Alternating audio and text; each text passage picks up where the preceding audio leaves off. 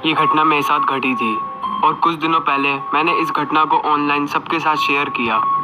मैंने उसमें बताया कि कैसे मेरे घर से कुछ अजीब सी ही बदबू आती है। वो बदबू बहुत ही ज़्यादा अजीब है और कभी कभी वो बर्दाश्त से भी बाहर हो जाती है। ये सिलसिला शुरू हुआ जब हम उस घर में आ गए थे और हमें 2 महीने हो चुके थे। उस बदबू को मैं इस तरीके से कह सकता हूँ कि वो किसी बासी मछली या फिर किसी सड़े हुए मांस की बदबू है। वो घर हमें काफ़ी सस्ते में मिला था, इसलिए हमने उसकी कोई हिस्ट्री वगैरह नहीं देखी थी। वहाँ पे आने के बाद हमने सीधे उसको कस्टमाइज़ करके अपने रहने लायक घर बना दिया था। और ऐसा भी नहीं था कि वो बदबू हमेशा ही उस घर में आती थी। वो कभी आती थी तो कभी चली जाती थी और कभी कभी तो इतनी आती थी कि बर्दाश्त से बाहर हो जाती थी। मैं और मेरी फैमिली हम दोनों ने ही बहुत कोशिश की उस बदबू के सोर्स को ढूंढने की, लेकिन हम इसमें कामयाब नहीं हो पाए।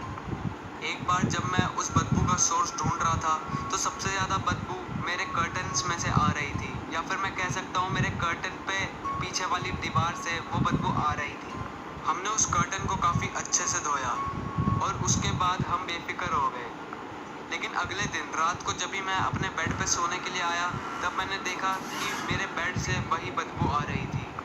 हम इससे बहुत ज़्यादा परेशान हो चुके हैं। हमारे पास इतना बजट भी नहीं है कि अभी हम इस घर को छोड़ के दूसरा घर ले लें।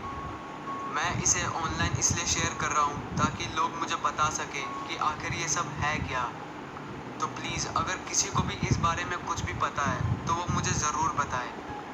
ये सब लिख के मैंने उस ब्लॉग को ऑनलाइन पोस्ट कर दिया और उसके कुछ घंटे बाद ही उस पर काफ़ी कमेंट्स आए, जैसे कि तुम्हें कंट्रोल ऑफिस को बुलाना चाहिए या फिर ये फंगस की बदबू हो सकती है।